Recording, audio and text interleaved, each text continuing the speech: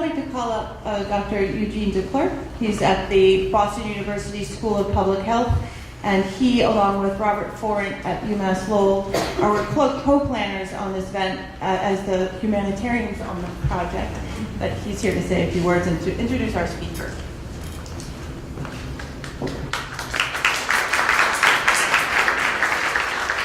Introduce the speaker. I thought people were here to hear my introduction of the speaker. Right? Thank you for all coming for that. I assume that was a purpose in coming here. When you're growing up, there was always someone at the school or in the neighborhood that your parents, your aunts, your uncles, someone would always say, "Why can't you be more like him?" In my case, that was my older sister, who happens to be here, always telling me, "Why couldn't you be more like that person?" Howard Koh is like that for all of us. He is the Harvey V. Feinberg Professor of Practice of Public Health Leadership at the Harvard School of Public Health. For those of us at BU, we refer to that as the other School of Public Health in Lawrence. In Lawrence, I wish.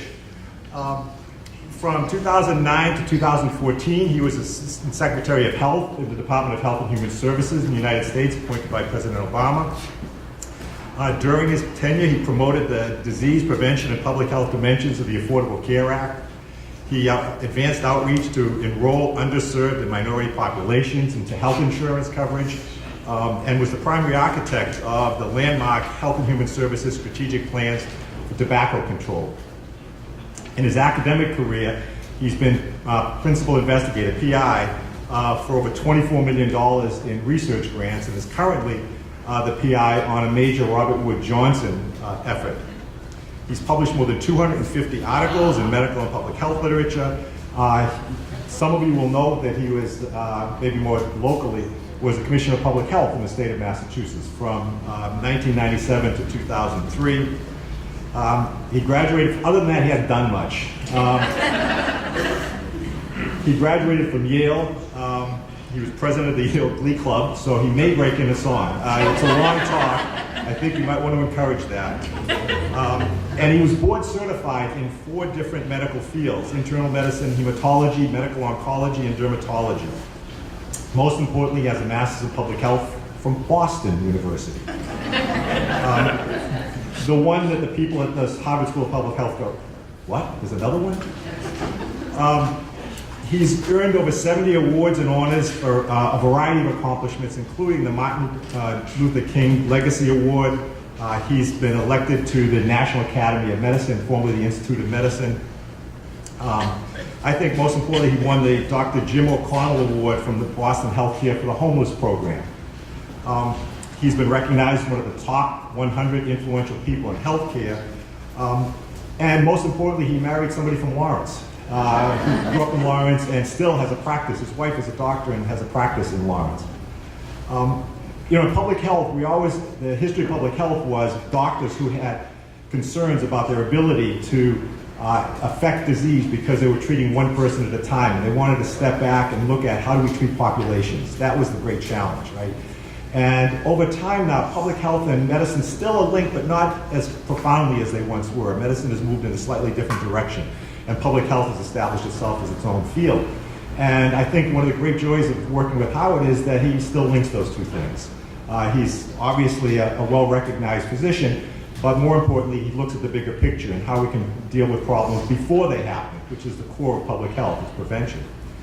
The one thing that's not on that long biography of him, and I think should have been the lead item, was back in 2002 when we had an exhibit on Lawrence and the history of public health over at the Heritage State Park, and Howard was the Commissioner of Public Health. He was kind enough to come in and open the exhibit for us and gave a wonderful talk at that time as well. So for all of these reasons, he's exactly the kind of person I would normally hate.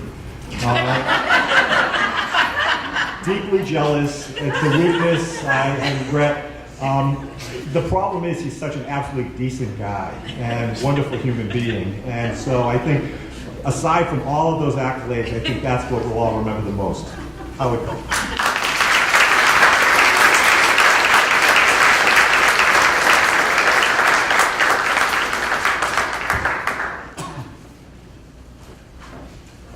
Well, thank you so much, Gene, for that wonderful introduction. I don't think I've ever had an introduction like that, actually.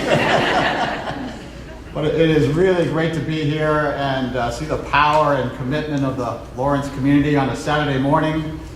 It's wonderful to see so many friends and colleagues and people I respect and admire who have been part of my life here in the Merrimack Valley and part of my personal and professional life for so long. So this is a very special day. It's a wonderful community. You can get the great sense of joy and pride being here. I love that the theme of Lawrence being an immigrant city is coming through loud and clear, because I am a son of immigrants, and the immigrant story is inherent to who we are as a society here in America. And this is a beautifully put together program on public health. I spent a lot of time looking through the agenda for the whole day, and it's put together with so much care. So thank you for the privilege of having me speak here today. It's just great to see all of you. Let me start and thank Executive Director Susan Grabsky, who has put so much of her heart and soul into the History Center and for putting this symposium together. It's great to hear the history of how these meetings come forward, and the fact that you're talking about public health today is something I very much appreciate. It's great to meet President Mike Hearn here, and thank you for your kind words, President Hearn, for opening it up. Let me thank Robert Forant for his tremendous time and energy in helping to organize today. To Professor Gene DeClercq. Gene and I go way back, and his commitment to public health here in Lawrence, to issues of midwifery that you're going to be hearing more about this afternoon, is something I greatly respect. And he also heads a doctoral program in public health at BU, my alma mater, and I'm very proud of that. I wanted to recognize two special people who have come this morning. First is my wonderful wife, Dr. Claudia Arrig. Honey, can you just stand up and get a round of applause here?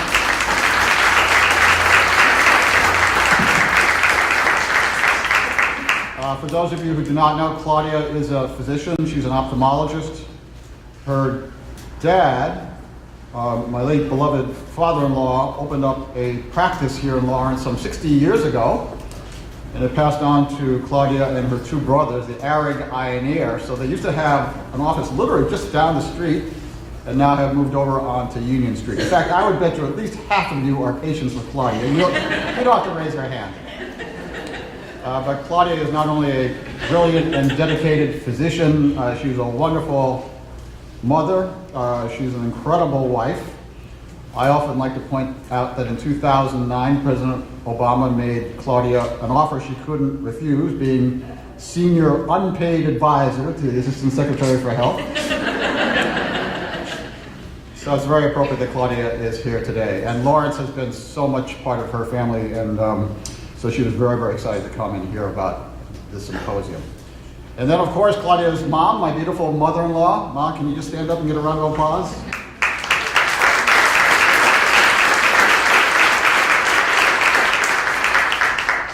My beautiful mother-in-law, Emily Arrig, and her late husband, my beloved father-in-law, Dr. Fred Arrig Sr., have lived in Lawrence their whole lives. And as I mentioned, my father-in-law helped found this practice. And Ma is a second mother to me. If you want unconditional love and undivided attention and lots of great Arabic food, go see my mother-in-law. And then most important, thank you for all being here today. Already in the opening couple minutes, I see so many friends and colleagues from my years of working in Massachusetts and around the country. John, how are you? I haven't seen you in a while. I'm going to be mentioning many of you in my presentation. But when I think about community-based efforts to promote public health in the United States, Lawrence is front and center. And so when Gene very cordially reached out a number of months ago and asked me to speak here today, I immediately said yes. And I just quickly want to review my wonderful memories of working with colleagues here in Lawrence to promote public health. First, as Gene mentioned, I had the great pleasure of speaking at your History Center exhibit at the State Park some 15 years ago. I was then Commissioner of Public Health for Massachusetts. That was an astonishing life experience, serving under 4 governors, I often like to point out. And then Lawrence, of course, has been at the center of my extended family's history, as I've just quickly reviewed for you. Claudia and I and our 3 kids have lived in the Merrimack Valley for some 25 years, and when my kids were younger and they wanted some experience in community-based work, of course we had to recommend that they spend time at the old prevention center in Lawrence, headed by my dear friend Jim Ryan. I don't know if Jim is here, but I remember thinking about how dedicated he was, and Diane Knight, other colleagues from the Prevention Center back then. So those memories ring true for me. And then as commissioner, I got to tour through the Lawrence General Hospital, and actually later on received care there, got my immunizations, so literally people took a shot at me there. I got to tour your Greater Lawrence Family Health Center many, many times, and that center is really an exemplar in my view, and trains great community-based physicians. A number of them rotate through Claudia's office, actually, learning ophthalmology. And Claudia always tells me how motivated and committed they are, so that memory comes to me. Back before I went to Washington, we at Harvard were asked to put in a grant to the National Cancer Institute to reduce cancer health disparities. So I served as principal investigator of that grant. And as we planned the grant, we reached out to Lawrence and were told that a mayor's health task force existed. So I reached out to them and we became partners. First, Milagro Grolone was the head, and then my dear friend Vilma Martinez Dominguez, who is here. Vilma's here today. So we won that grant and worked very closely with the mayor's health task force under Mayor Sullivan and now Mayor Rivera. And I've been thrilled to hear that ever since the beginning of that grant, it's continued on in Lawrence up to the present day. The grant was initially called something called Mass Connect, but it got renewed by the National Cancer Institute. Planet Mass Connect, lots of programs on health promotion and disease prevention. Prevention is a huge theme for us today, and a huge theme for me personally and professionally. We'll be talking more about that. Addressing issues like tobacco control, mammography, obesity, diabetes, prevention. I personally started this journey as a physician trained in many fields, including cancer. One of my former professors, Dr. Truman, is here today. I haven't seen him in a long time, so it's great to catch up with Dr. Truman and his wife. And I've lived the world of medicine as a clinician, saw patients for over 30 years. But I got attracted to public health because I saw so much disease that could have been prevented, particularly starting with tobacco control. By the way, when I went into Health and Human Services in 2009 under the Obama administration and became the Assistant Secretary for Health in DC, everything in that city is an acronym, so I was known there as the ASH, the Assistant Secretary for Health. And as one who has spent many years of my life in tobacco control, to be called the ASH, I thought that was a little ironic.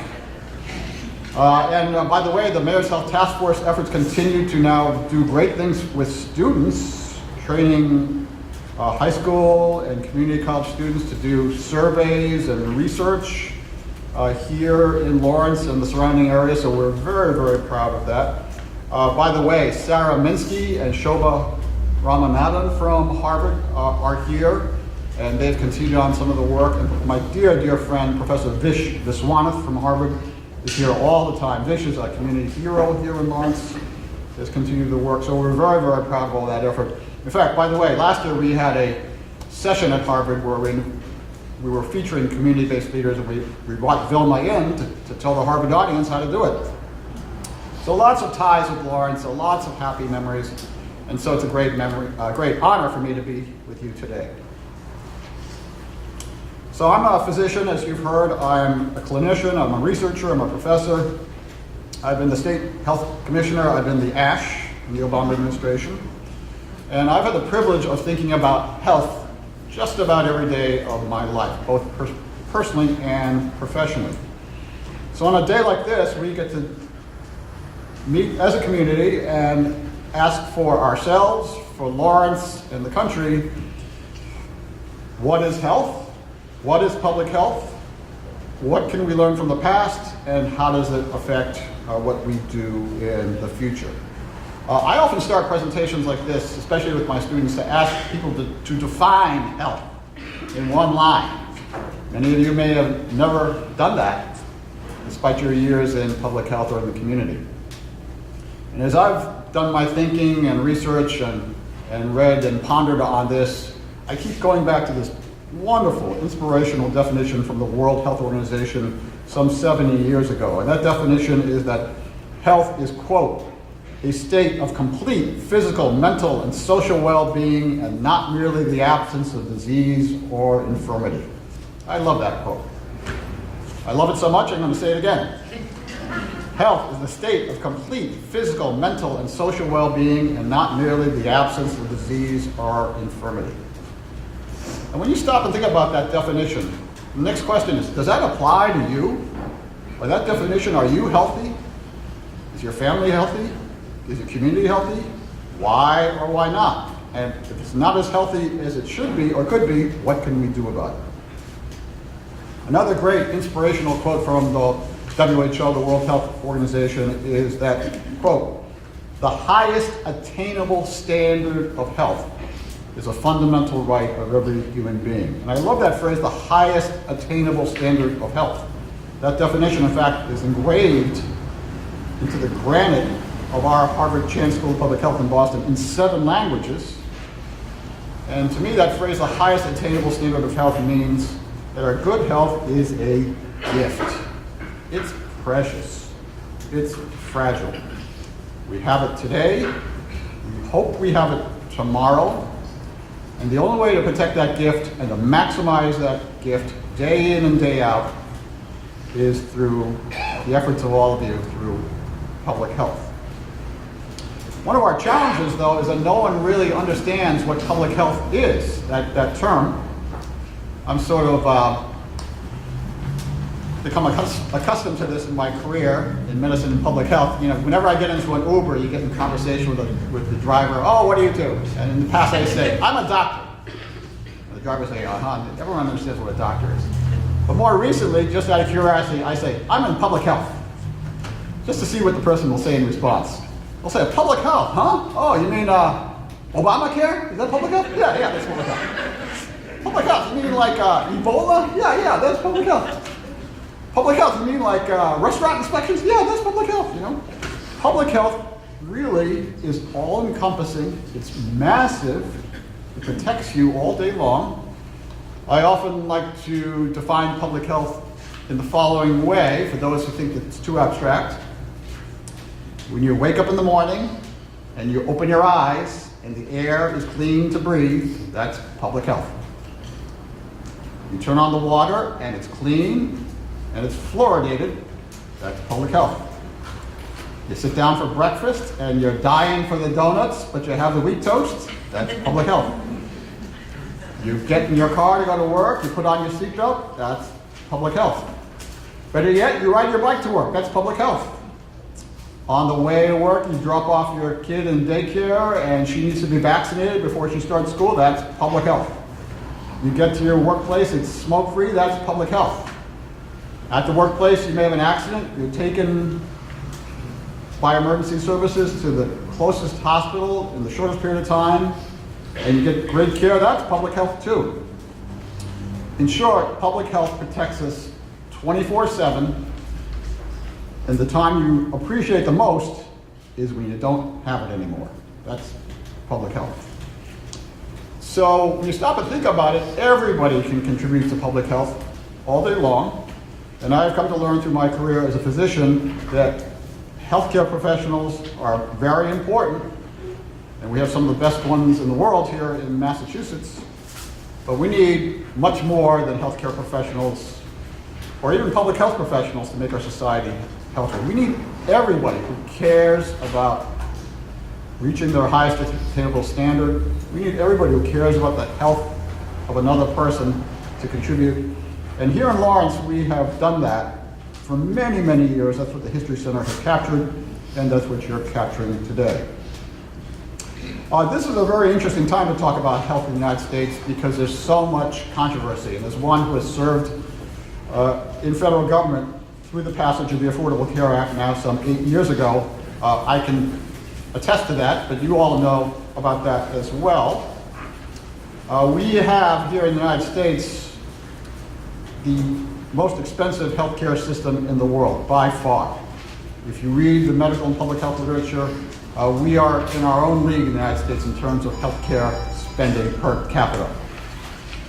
And for all the money we spend, you would think that we'd have tremendous health outcomes as a nation that far exceed that of the rest of the world. But unfortunately, that is not the case. So every conversation about health in the United States starts with, how come we're spending so much and not getting the health outcomes that we deserve? And that leads into very intense, often very passionate debates about how to make our society healthier.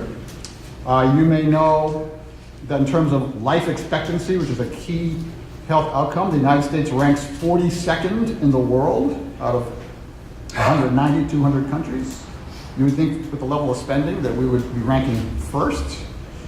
And then also state by state, there's great variation.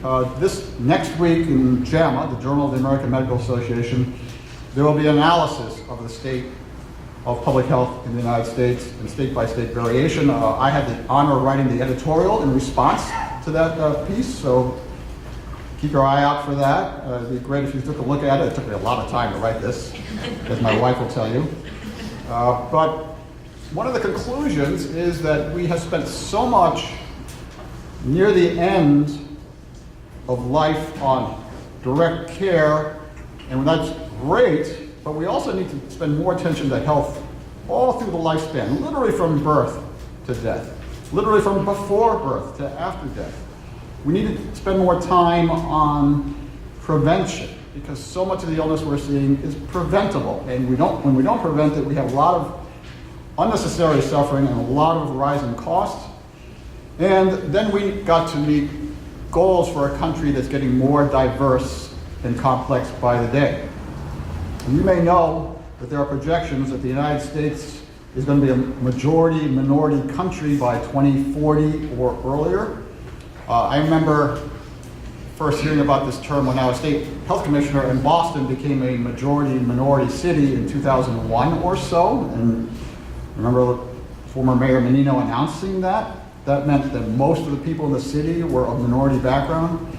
Here we are in Lawrence. It is some 70% Hispanic American background, so we're used to that concept. But the rest of the country is seeing this as well. And as an Asian American and son of immigrants, I follow this carefully. Our country is getting diverse by the day. So that soon we're going to be a majority-minority society. And when we talk about diversity, it's not just by race or ethnicity. It's also by income, by level of disability, by sexual orientation, by level of education. So as our society gets more and more diverse, the question is, how do we approach public health so that everybody can reach the highest attainable standard of health? Now, as ASH, I had the great pleasure of overseeing a process called Healthy People. Wonder how many people in the audience have heard of that process, Healthy People? Great.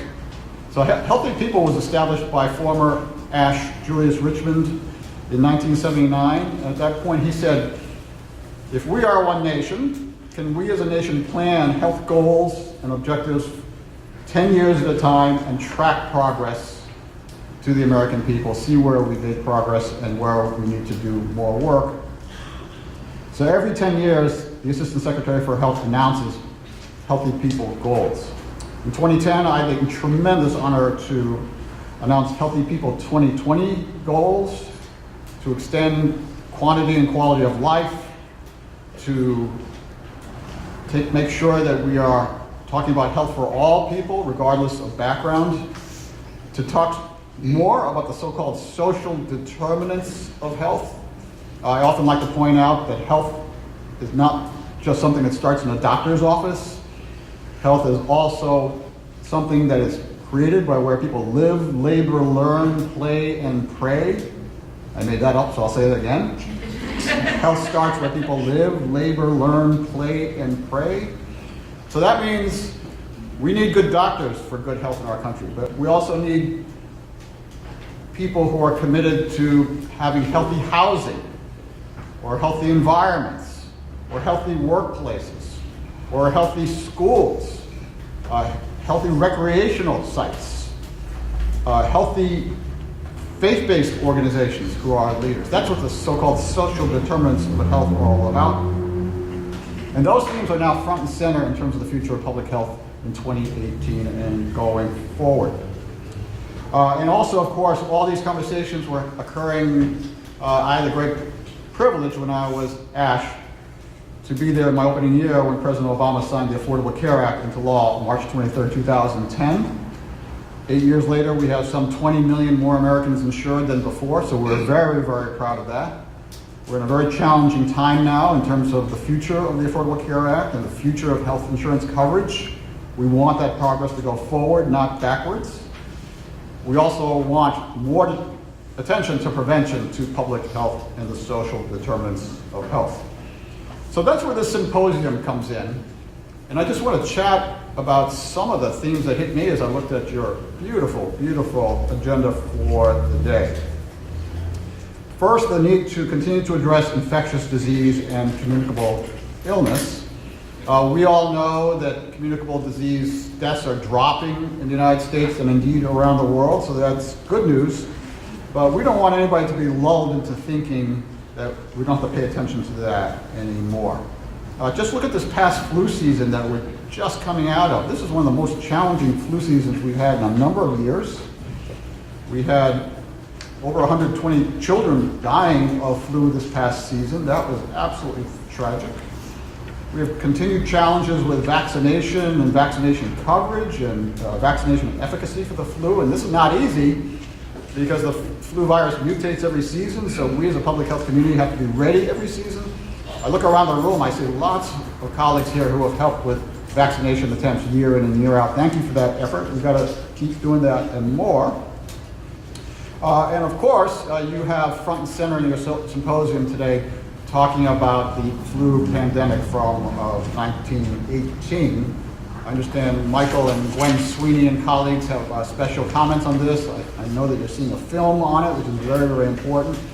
Lots of lessons to be learned from that, but a major lesson for all of us is that if we're serious about public health, we have to be prepared for these communicable disease or outbreaks or emergencies all the time. We can't say, oh, this is something aberrant and it will never happen again. These emergencies happen with regularity and we have to be prepared. That first was a lesson for me when I was state health commissioner in 2001 and the anthrax attacks occurred. You may remember those. That was a very challenging time for me as a state health commissioner and all the other public health leaders in the country, by the way. That was 2001. Well, I think back, since then as a nation we've had SARS in 2003, Hurricane Katrina in 2005, H1N1 in 2009, Ebola in 2014, Zika in 2016, and always the threat of another pandemic coming down the road. So we have to be ready. In 2009, right after I was sworn in as ASH, I'll never forget, I joined a department in federal government, all getting ramped up, ready for the H1N1 global pandemic that we knew was going to come. And sure enough, that fall it came. We worked so hard on vaccination coordination with community-based colleagues like people here and around the nation and indeed around the world. That was an extraordinary experience with leaders up through the White House working on that effort. And then just when it was starting to calm down in March of 2010, the Affordable Care Act was signed, and then that was another huge endeavor that I will never, ever forget. So I learned once again that preparing for pandemics is not the exception, it's the rule. And I'm glad you're hearing about the experience for Lawrence in 1918 where the pandemic hit extra hard and some of the bravery and courage of the community people who responded in the time of crisis. When we talk about communicable disease, I know you have a session here on HIV/AIDS. I remember when I was chief resident at Boston City Hospital a number of years ago when the first HIV cases were being described, the incredible fear and discrimination around the patients who were being treated back then. In the ensuing years, we as a society have made tremendous progress. That's great. But we still have some 1.2 million people in the United States who are HIV positive. Some 15% of people who are infected who don't know they're infected. Just yesterday in the Globe, you may have seen an article saying the CDC wants to investigate an HIV outbreak in northern Massachusetts that may be linked with some of the IV drug challenges that we continue to have as a nation. So the HIV/AIDS theme is very, very important. I know you have a session on that. And we have to continue to follow these infectious diseases and make sure we stay on top of awareness, screening, access to care, and treatment the best we can. A huge issue for all of us right now in public health is substance use disorders, particularly around opioids. As I mentioned, I started my career in the area of public health, being very concerned about prevention of addiction, particularly around tobacco. And again, I have great memories of how Lawrence responded back then as we were working together. Right now, you can't open the paper without hearing about drug overdose deaths, some 64,000 in 2016, some 2/3 of those driven by opioids, both legal drugs and then illegal fentanyl and carfentanil and other agents. There are some parts of our country that are so overridden with this challenge that some health economists have labeled issues of drug overdose, poisonings, suicide as so-called diseases of despair. That, I think, is a very provocative term. Maybe you've heard about that term, maybe not. But in my view, that means it's a challenge for every community in our country, whether it's Lawrence or any other community, to respond as a community to address this challenge. One of the things we've done, I think, with some success now in the midst of this crisis, and I want to thank all the members of the audience here, is starting to change the conversation about addiction and opioids, to viewing this as a public health problem and not just a law enforcement problem. I've heard my colleagues in law enforcement say, we can't arrest ourselves out of this problem. It's got to be viewed as a chronic disease, which it is, a chronic relapsing brain disease, which it is. There's a role for proper treatment. There's a role for prevention, which is vastly underutilized.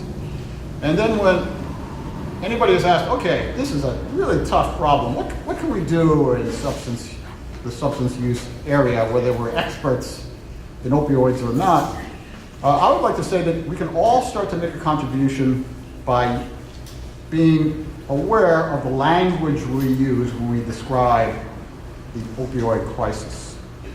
So for example, about 2 years ago, the former drug czar of the United States, the head of the White House Office of National Drug Control Policy, Mike Botticelli, and I co-wrote a piece in JAMA called Changing the Language of Addiction.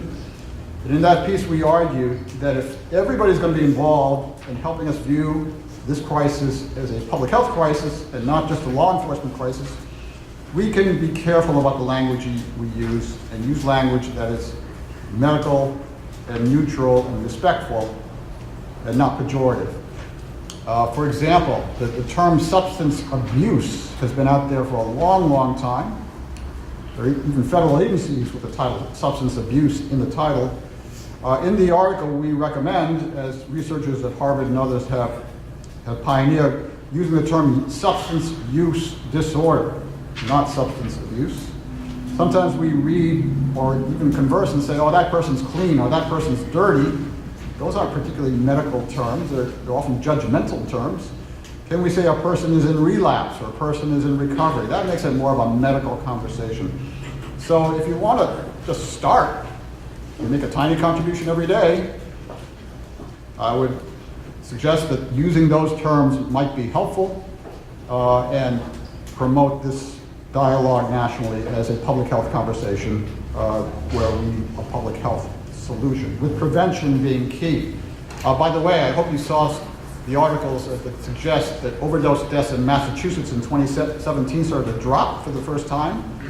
I'm not sure any other state has been able to say that yet. It could be because Narcan and naloxone is more available here than elsewhere, I'm not sure. But we've got to follow that trend carefully. This is still a major crisis that we hear about all the time.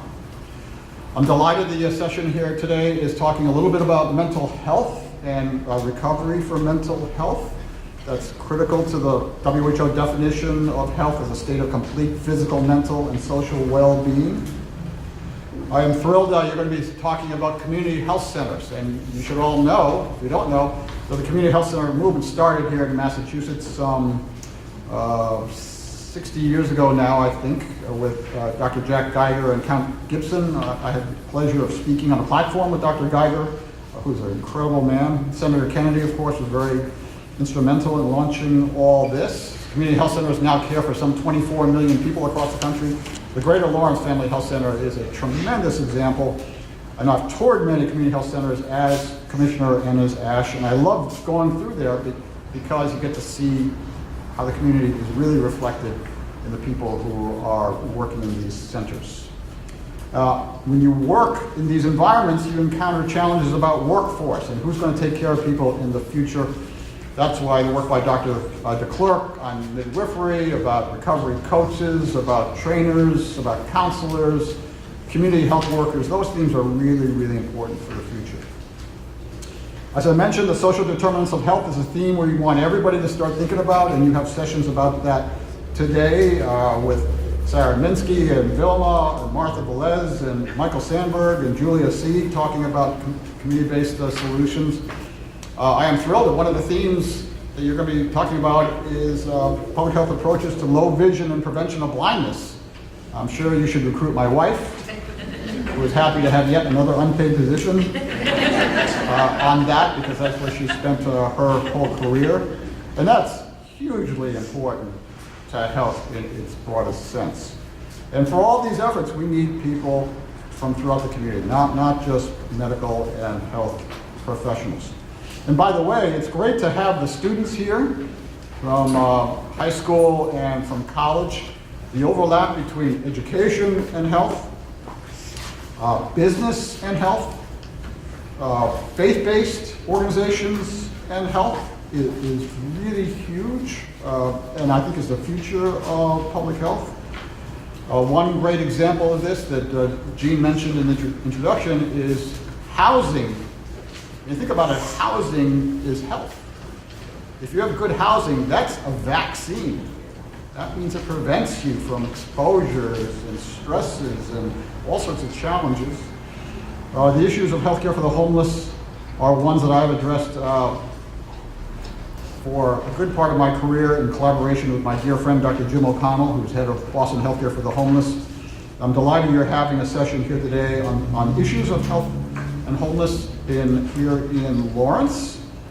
And if you haven't read Jim's book, Stories from the Shadows, please take a look at that. That is a riveting account of what it's like to take care of people who don't have housing resources that we otherwise all take for granted.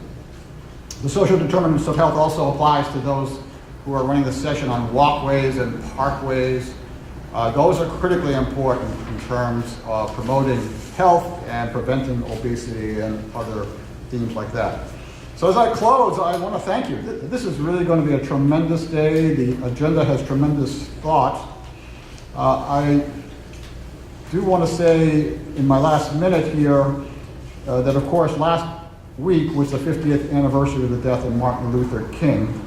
We all quote Reverend King for his tremendous insight and passion and dedication.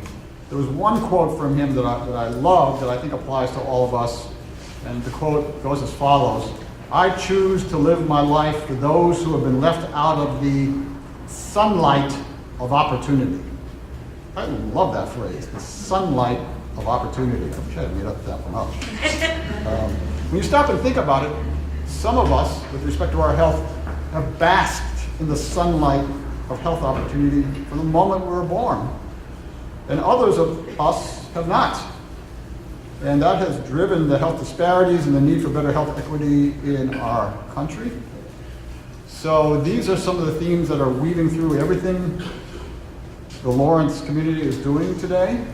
And my final quote comes from the wonderful author Steve Covey, who wrote 7 Habits of Highly Effective People, a very pivotal book in my view.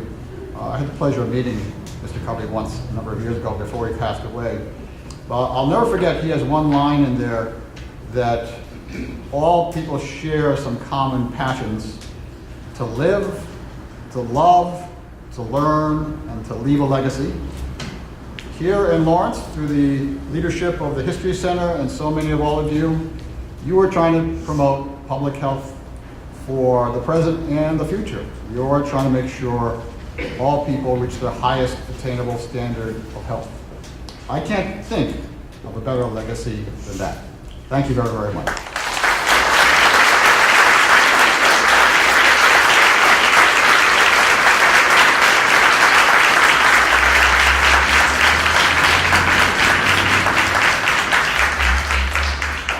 Thank you, Dr. Coe. That was wonderful. We're so delighted that you're here and the perspective that you have on the national and local level. And I've had a chance while listening to Dr. Coe and the other speakers to kind of take a deep breath and to look around at all of you. And I'm so grateful for this day. I love that we're doing this, and I love that all of these wonderful faces that we work with from throughout the year are here in the same room and about to enjoy a full day of learning and hopefully taking away ideas to make what you already do well, even better.